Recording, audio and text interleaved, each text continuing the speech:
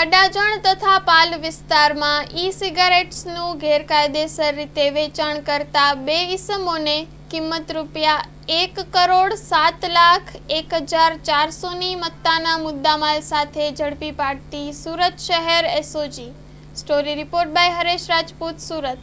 Surat police commissioner માનનીય અનુપમસિંહ ગેહલોત દ્વારા વારંવાર ઈ-સિગારેટ અને તમાકુ નિયંત્રણની પ્રવૃત્તિ ઉપર સતત વોચ રાખવા માટે એસઓજીને સૂચના મળેલ છે।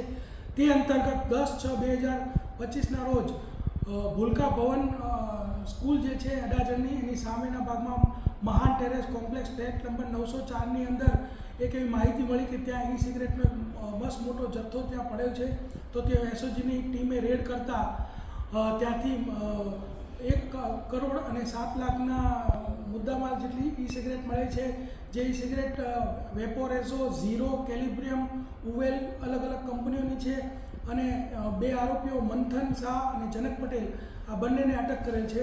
મંથન શાહનો અગાઉ પણ 16 લાખનો ઈ સિગારેટનો કેસ એસઓજી દ્વારા ભૂતકાળમાં પણ કરવામાં આવેલ છે। તેમજ જનક પટેલ જે છે એને મંથન શાહે જ 1.5 વર્ષ પહેલાં દિલ્હીથી આ માલ લાવી અને જનક પટેલને પણ વેચાણ માટે આપેલો હતો। બંને જણા પકડાઈ ગયેલ છે અને 1,07 લાખનો મુદ્દામાલ પણ ઝડપેલ છે।